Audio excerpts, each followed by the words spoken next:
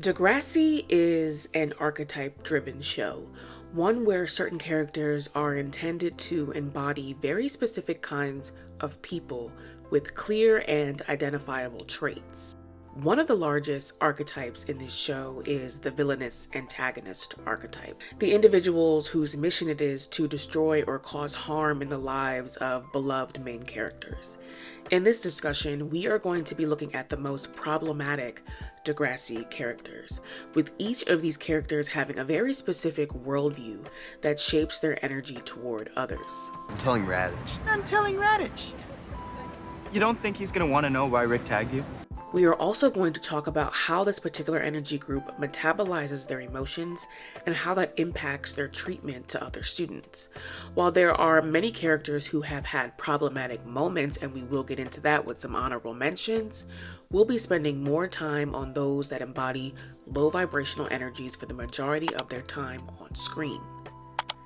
This is a Channeling Chinez podcast.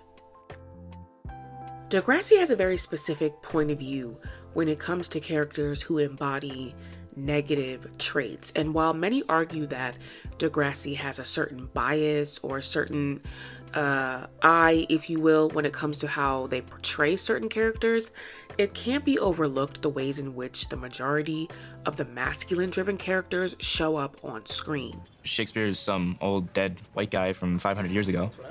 What does he know about my life? It was all about betrayal, loyalty, power, jealousy. I'm glad to see you got something out of the play. Well, unlike my man Some Shady over there, I actually read it.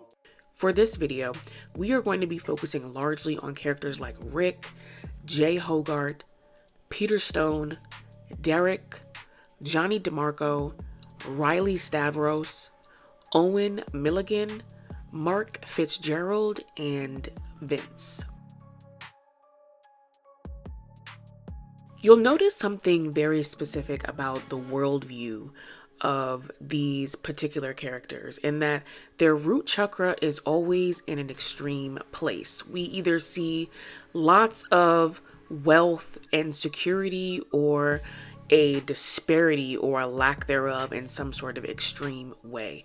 We saw that with Rick. He seemed to come from somewhat of a privileged background. They seem to have the resources to pull him out of school, to have certain items in the home that he had access to that would ultimately come to his demise.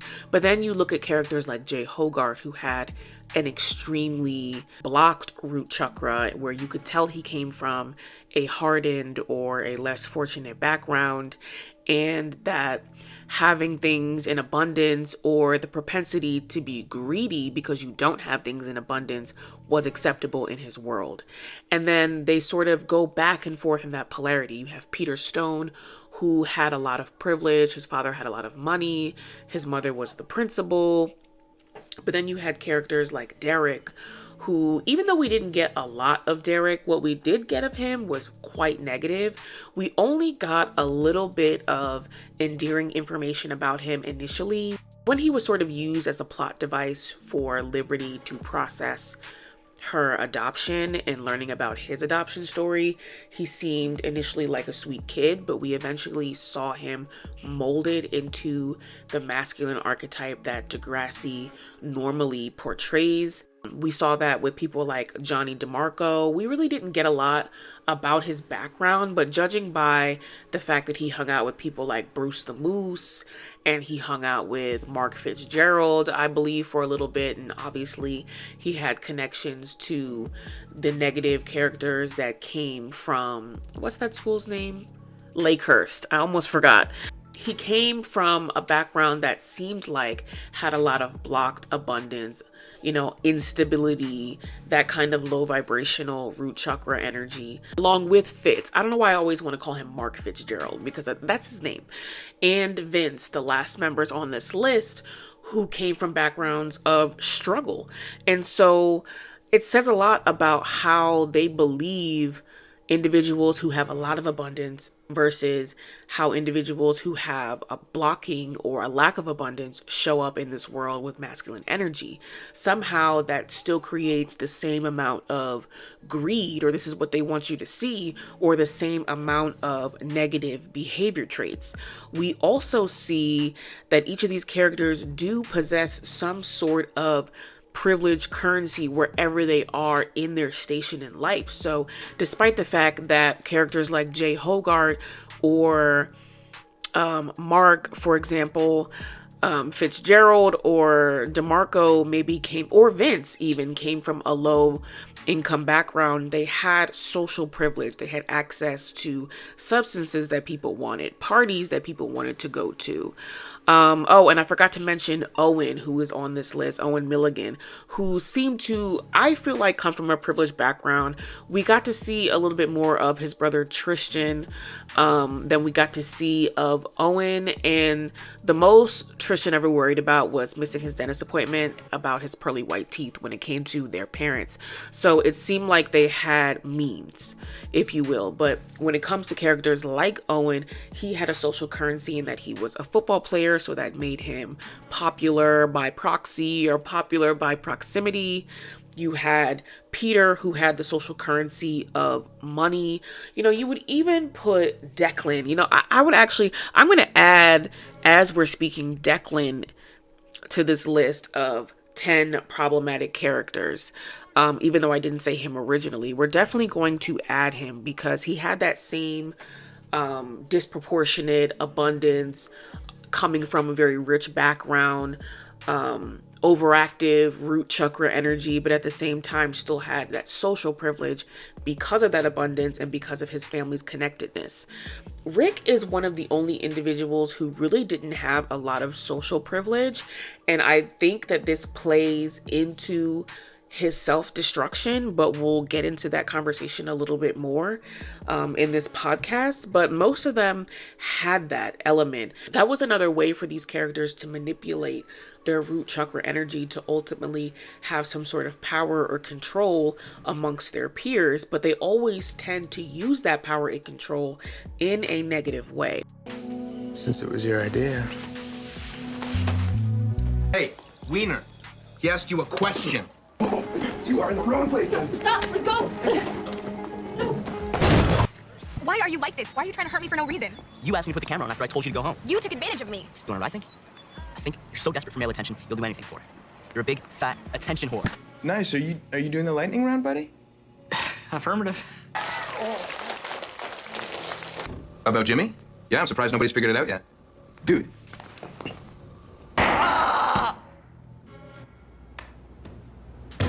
Either outcome, I would say he was your best friend. We didn't do anything. We did. Yeah, oh yeah, I'm the devil. I'm the evil, low-down sinner. Somebody save me! Each of these characters also displayed very ego-centered solar plexus energy. These were individuals who cared a lot about power. These were individuals who struggled a lot with inferiority complexes. Even characters from Peter to Jay Hogarth struggled with inferiority. Peter never really had actual true friends. He never had actual male camaraderie until he formed the band with Sav and Danny and eventually Spinner. And because of that, he portrayed a sense of narcissism and ego that he didn't really possess because he was actually quite internally fragile because he internalized that low self-esteem by not being accepted by other men. But then at the same time, you had Jay Hogarth, who I believe struggled with a sense of inferiority complex. He kind of was hypocritical in that he made himself seem bigger than he actually was or bigger than he actually felt. But whenever he was in the face of individuals who had more privilege, had more education, you saw his insecurities and his complexes come through, especially in his relationship with Manny. And then all of these individuals were also very power hungry, domineering, or came off critical of others. And these are all hyperactive solar plexus energies. Hey, I heard you were messing with my brother. Last time we checked, you had a sister. Yeah, come on, whip it out. We won't look. Looks like a loogie. Fee, don't you just love how parochial Mia's boyfriend is? 1, you have no right to dictate who Terry's friends are. And 2, you're a vicious backstabber. Oh, want me a tough guy? That's what happens when a tough guy sucker punches the...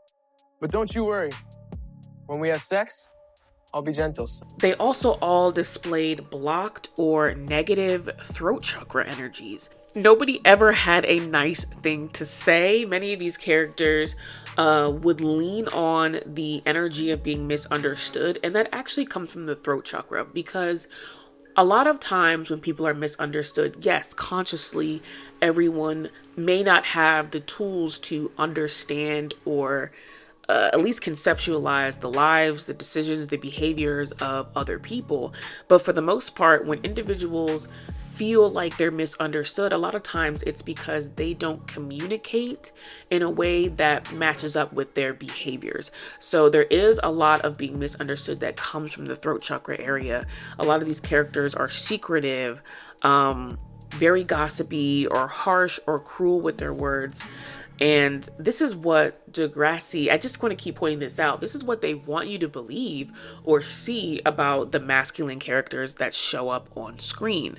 There is a complete rejection of anything high vibrational, remotely soft, loving, unless it directly impacts them. These traits are disguised as hidden lovable traits. Anytime we see Jay Hogarth be soft, we see Peter be kind to one of his girlfriends. You're my fiance and my soulmate. Losing you would be like amputating a leg. Did you break into Sean's locker and plant the pot the same way you broke into mine? Well, what do you want me to say? The truth! So, whatever my issues, I will get over them. For you. Love, Jay. Well, me. You had to write that down?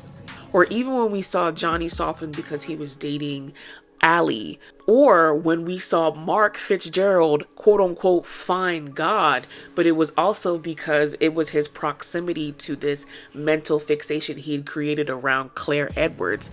When I was in juvie, I had a special place to go in my mind. You. Me and you, we have a spiritual connection. Whoa, okay, enough, Fitz. There's always only a softness if it is attached to a feminine character, because in some way this benefits these male characters. But they're also disguised as lovable traits, but they're really just self-serving unless expressly otherwise, and that is typically rare because of these connections that they have to these feminines. This has made their overall behavior categorized in 7 core low vibrational categories, and all of these 10 characters, now 10, Rick, Jay, Peter, Derek, Johnny, Riley, Owen, Fitz, Vince, and Declan, display these character traits. And these are neglect or irresponsibility, a lack of control or impulsivity, ego-centeredness, arrogance, cruelty and insensitivity, dishonesty and deception, stubbornness or inflexibility, and selfishness and greed. There are very few masculine characters who aren't touched with this particular paintbrush, and I want to briefly get into those characters. And while you would like to think that the positive qualities of the masculine characters on this list, where they only have some of these negative traits, not all of these negative traits, what's interesting is that initially most of these masculine characters will possess the majority or at least one of these 7 traits. And at times they're used as plot devices in order to have these characters sort of grow and evolve. But I do think it still speaks to, and it speaks very loudly to, the way that we've accepted masculinity in its initial or incubative form.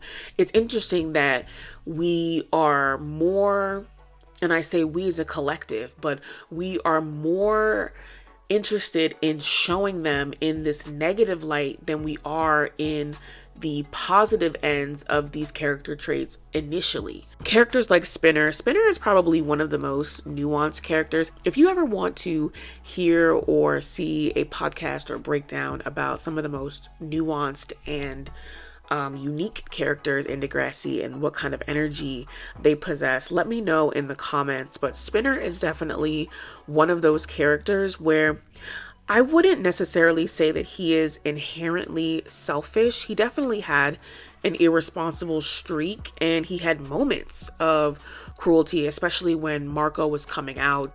That I'm gay? Oh, that? Well, maybe I did. Maybe I did it. What's your problem with Marco?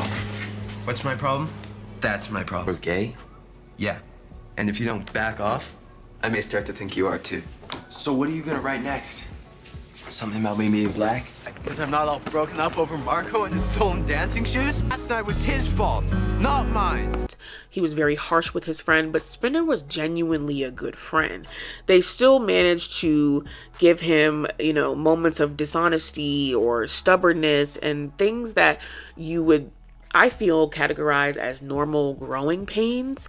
But he was definitely, and I think this is why they were able to use his character longer throughout the series and allow him to show up and be a fixture, because he was more malleable in this way, because he wasn't so strictly low vibrational masculine energy. Then you have characters like Sean, who was troubled. Sean is the evolved Wheels. If you ever watched Degrassi Junior High or Degrassi High, I actually just watched all of that recently, and it actually adds so much context to the characters of the next generation and who they represent.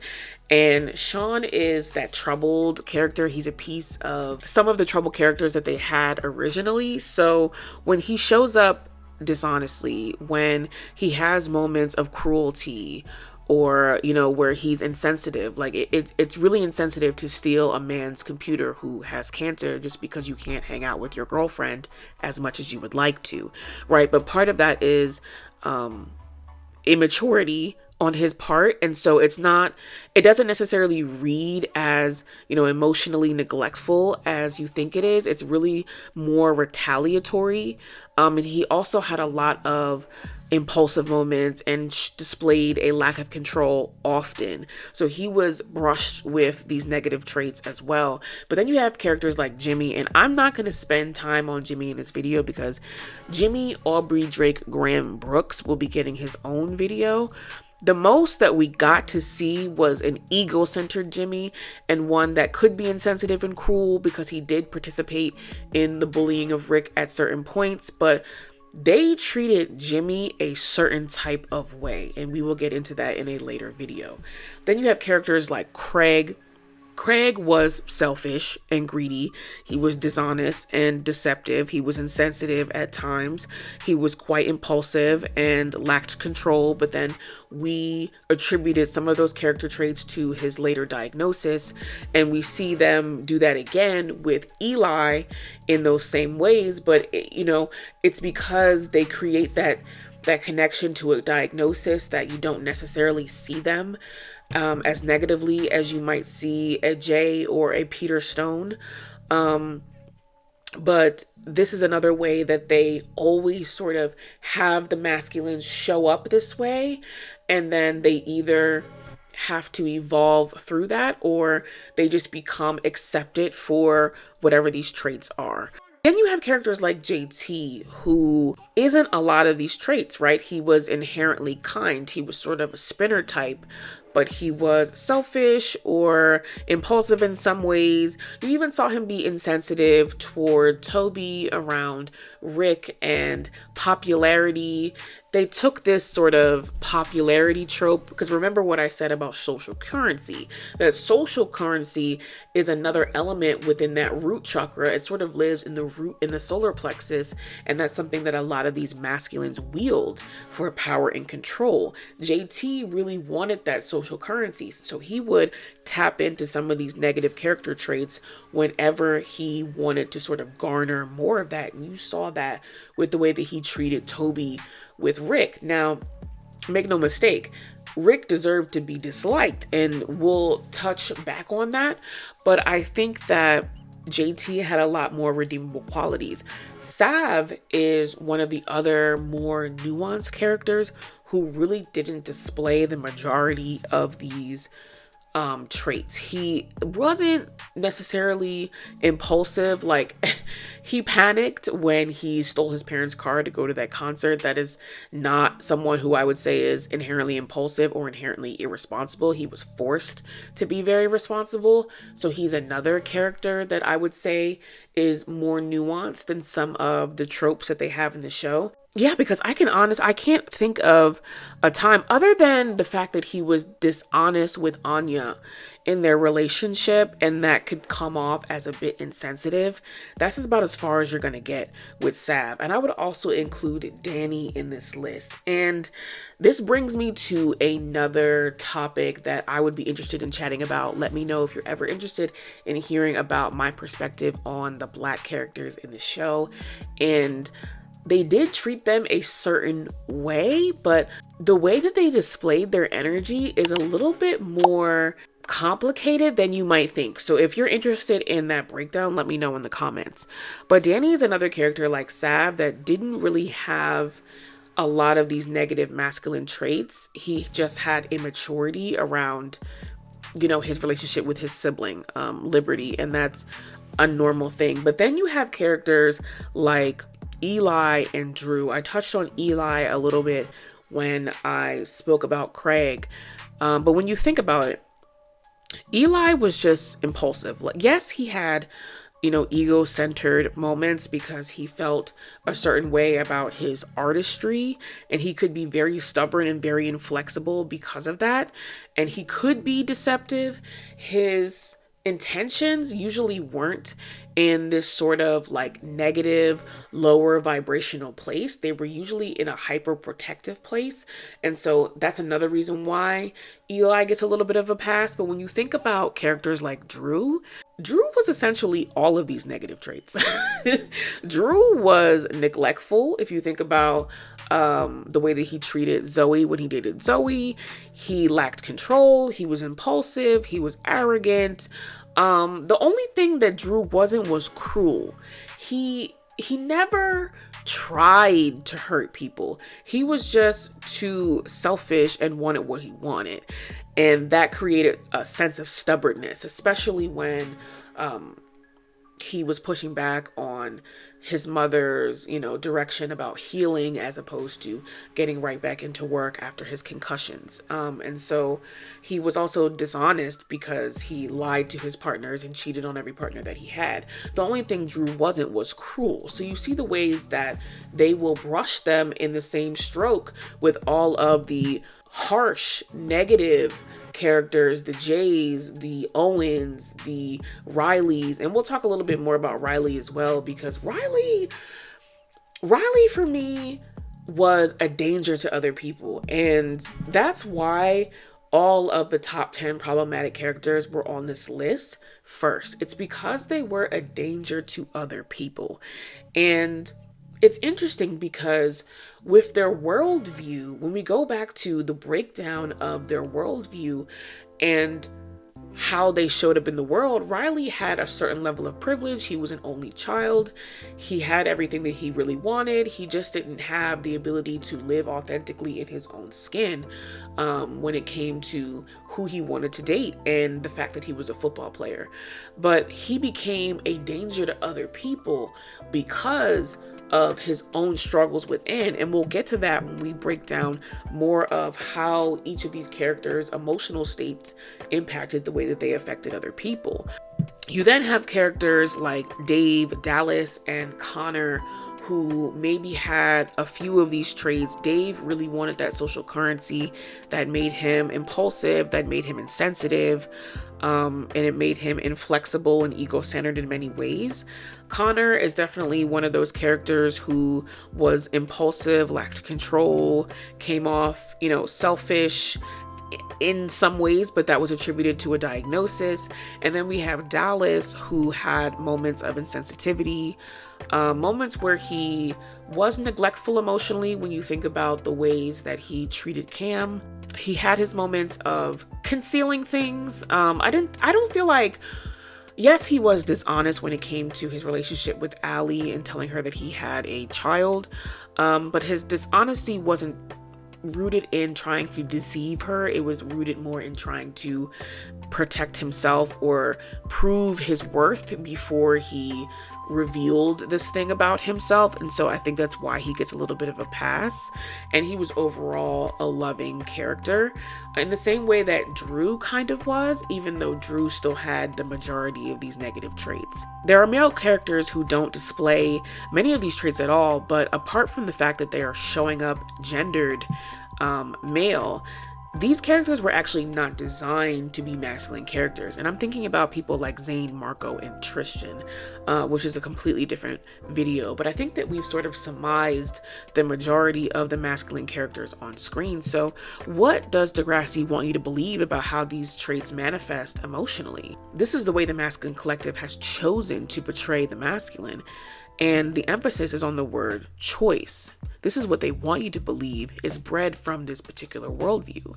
This is also what they want you to see about these characters emotionally, in that there is an apparent void of any kind of empathy and compassion, and that is a normal thing. When we go back to characters like Jay or Peter, who just displayed blatant cruelty towards other people, we are supposed to metabolize that as a normal way of being for these masculine characters because they are masculine. And all of these characters, whether it was emotionally, physically, psychologically, I mean, basically in every way, were a danger to their peers. Rick, it goes without saying. Jay handed out, I don't know if I can say this on YouTube. I don't know if you can say STIs. I don't know if you can say that on YouTube. Jay handed out diseases. Peter exploited women. Derek was violent and abusive and racist. Johnny DeMarco had violent moments. I mean, he didn't have to do Connor's net like that. He really didn't. Even though that was probably one of his, well, no. Before I even give Johnny a pass, he exploited Allie because someone saw a picture of him with a teddy bear. Because someone saw a picture of him with a teddy bear. If that doesn't say everything about how these characters couldn't be in proximity to anything soft, anything loving, anything less than harsh, cruel, and dark, that says it all. Fitz had violent moments, and he was clearly a danger to Eli. And honestly, his obsession with Claire was very uncomfy. It was very unsettling for him to just show up at her house and kick his feet up on her coffee table and ask for some food. Like, he was very entitled in that way. And he's another one who came from, you know, the extreme of coming from a hardened background. Then you have characters like Vince, who was a danger to Drew. He was a danger to Bianca. He was a danger to his own brother. He was a danger to Zig. And then Declan, who was also, unfortunately, a dangerous character. He was a danger to Holly J. He did not keep her safe at the end of the day. And so this is what they want you to see about many of their main male characters. And what's worse is that these things continue to show up as true in our world. How much longer are we going to allow masculine energy to be portrayed in this way? Why are we still okay with it? When you think about characters like Nate from Euphoria, he really embodies the worst of all of the Degrassi characters that we've just talked about. So as time has shifted, we've only taken that character and put that character on steroids. I think it's time to shift the narrative around masculine energy, just as much as we are currently shifting the language and the narrative around the rising feminine energy. Each side of the polarity is washing the hand of the other, and it's important to notice that the majority of these things that spark any kind of change or movement is typically connected to a feminine character.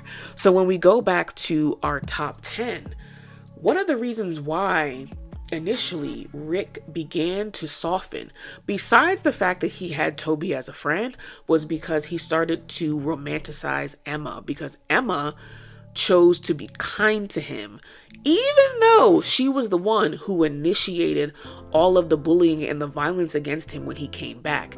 But when you really think about it, this is the thing about Rick that I don't want to miss, because Rick Despite the fact that he had a lot of issues, you could say that he potentially had a personality disorder, Rick had an ego problem, because what made him feel so compelled to come back to the school of a girl that he harmed, one of the nicest girls in the school, just to prove to her friends that he wasn't really that person?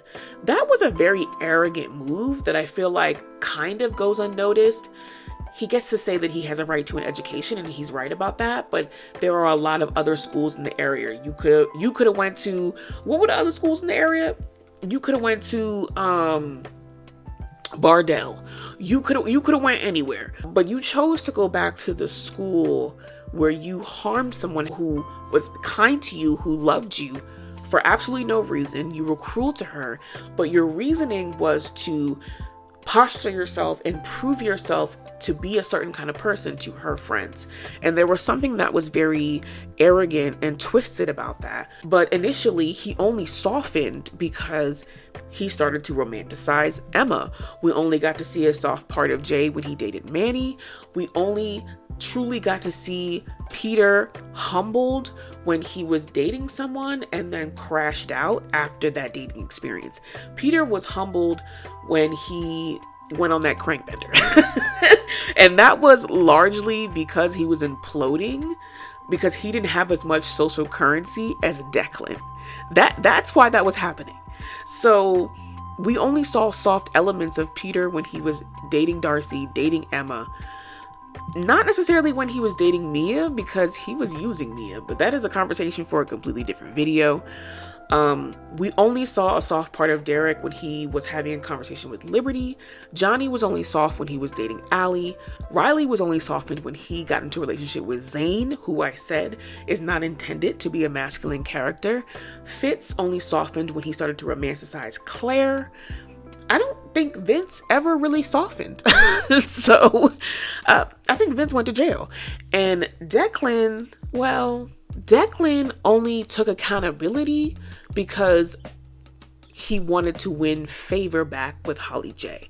It always goes back to how they can benefit from a feminine energy.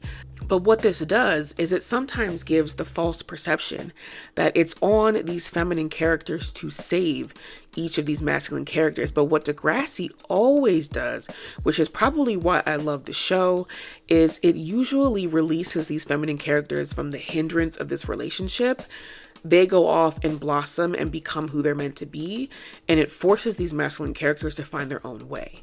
Unfortunately, many of these masculine characters just seem to find themselves in another relationship, draining a new feminine. If you enjoy discussions like these, hit that like button, subscribe to my channel for more think pieces and breakdowns. You can connect with me on Substack, TikTok, and Instagram at officialchinez. Thank you so much for tuning in, and I will see you in the next one.